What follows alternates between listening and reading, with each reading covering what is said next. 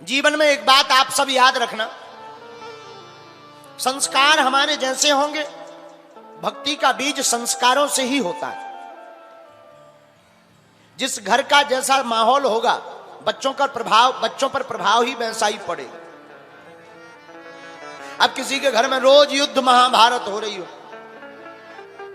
कई माताएं हमारे पास आती, महाराज जी हमारा बेटा बड़ा नचैया है, नाचता ही रहता दिन में।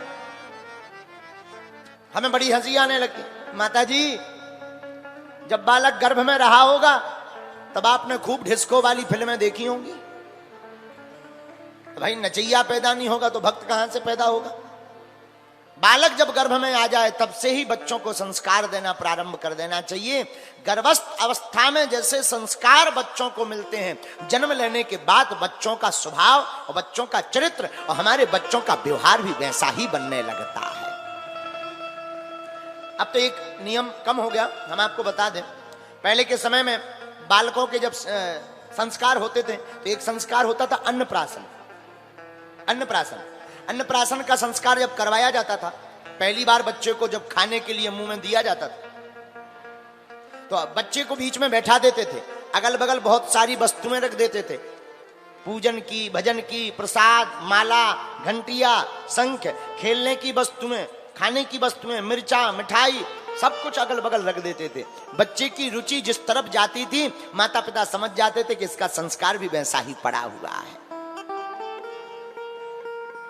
बालकों का संस्कार सुधारना बहुत आवश्यक। जितने भी माता पिता यहां बैठे हैं, हमारी प्रार्थना है अपने बेटा और बेटी के संस्कारों को जरूर सुधारो। अपने बच्चों को आप पढ़ाई भी करवाओ, पर पढ़ाई के साथ साथ संस्कारों को ना भूलें। चाहे वो देश में रहें या विदेश में रहें, भारतीय संस्कृति के उपासक हमेशा बने रहें। संस्कृति की उपासना बहुत आवश्यक है। क्यों?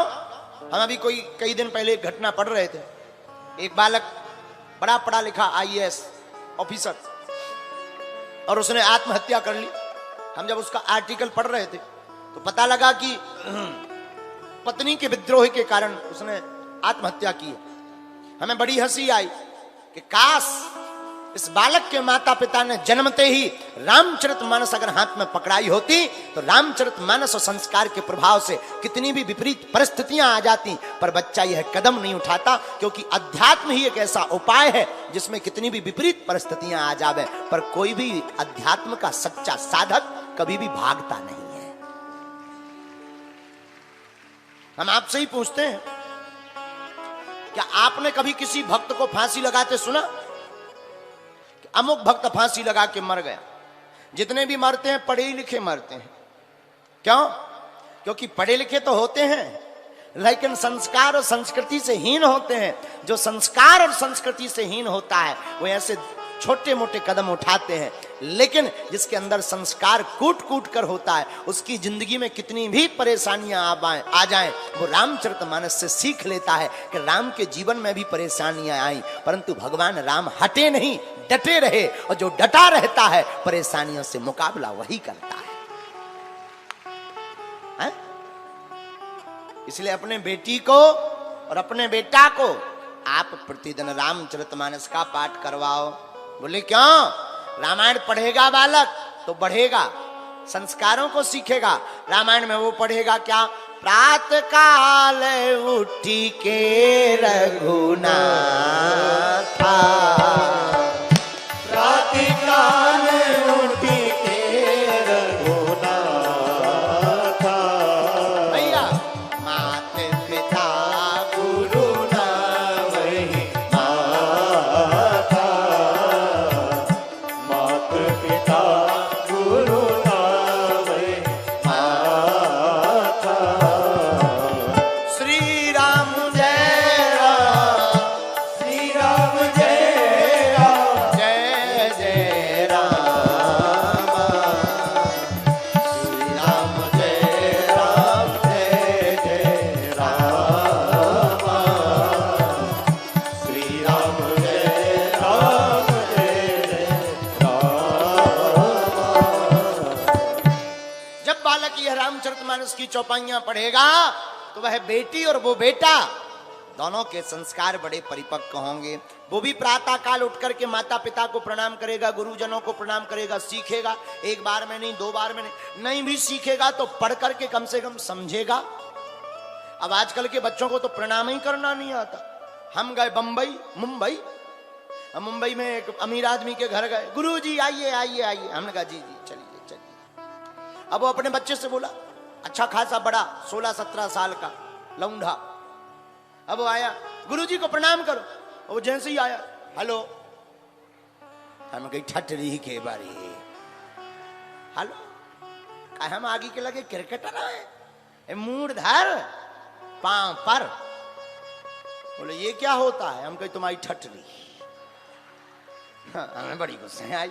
हमने कहा बताओ। हमने उसके बाप को समझाया, उनका बताओ तुम में इतने संस्कार हैं, लड़का में 2 गुना नहीं है। बोला गुरुजी क्या करें, ये अंग्रेजी स्कूल में पढ़े। हमने कहा क्षमा करिए, पढ़ाइए जरूर अंग्रेजी, लेकिन बोलने दीजिए उसको संस्कृति।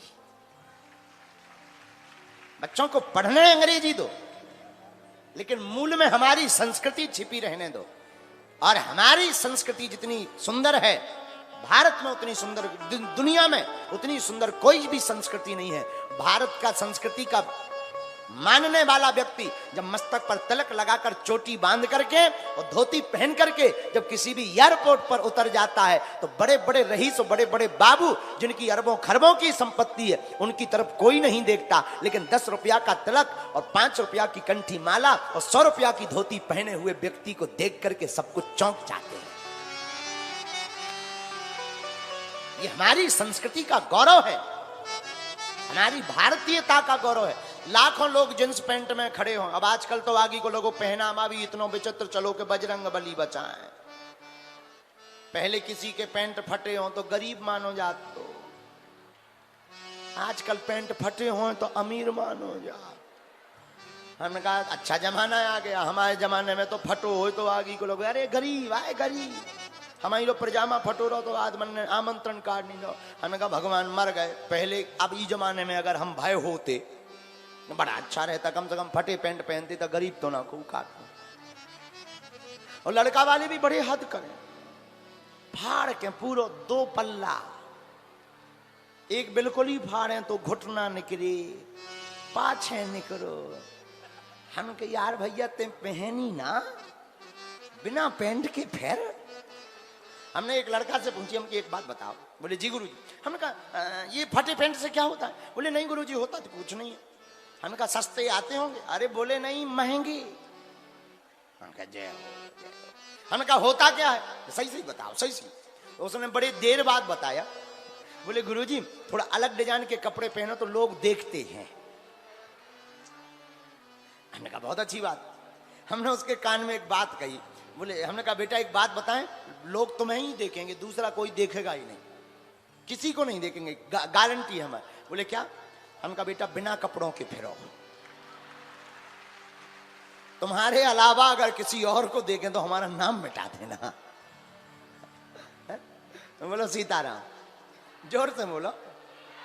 हाँ अब ये बिना ही कपड़ों के घूमो, जब लोगों को दिखाने के लिए ही अगर तुम ऐसे पहनते हो। क्षमा करना, हम पैंट के विरोध में नहीं है, हम पैंट की डिजाइन के विरोध में नहीं है, लेकिन हम तुमसे प्रार्थना करते हैं आप अपने बच्चों को खूब पैंट पहनवाओ। लेकिन रामनवमी आवे, हनुमान जन्मोत्सव आवे, नव दुर्गा होवे, दीपावली होवे, होली होवे, तो अपने बच्चों को धोती कुर्ता पहना करके बाहर निकाले। लोग हमसे कहते हैं भारत हिंदू राष्ट्र कैसे बनेगा। हम एक दिन कल्पना कर रहे थे कि जिस दिन भारत के 35 से 40 करोड़ लोग मस्तक पर तिलक लगाकर रेलवे स्टेशनों पर, रेल पर, बसों पर, टैक्सियों पर, अपने ऑफिस में गाड़ियों से जाने लगेंगे और बैठने लगेंगे, और 40 करोड़ मात्र हिंदू अगर मस्तक पर तिलक लगाने लगेगा, उसी दिन भारत को हिंदू राष्ट्र घोषित होना पड़ेगा और सरकार को करना पड़ेगा। लोग हमसे पूछते भारत हिंदू राष्ट्र कैसे बनेगा, हाउ पॉसिबल। हमने कहा इट्स माय डियर, बहुत पॉसिबल है। जिस दिन भारत का हिंदू चाह लेगा, सरकार की मजबूरी हो जाएगी और भारत को हिंदू राष्ट्र घोषित करना ही पड़ेगा। लेकिन हिंदू भी सो रहा है, इसीलिए तो पत्थर खा के रो रहा है। हिंदू सो रहा है, इसीलिए तो पत्थर खा करके रो रहा है। लेकिन हम फिर भी कहेंगे कि अब भी मौका है, संभल जाओ, सुबह शाम उठ करके मस्तक पर तिलक लगाओ।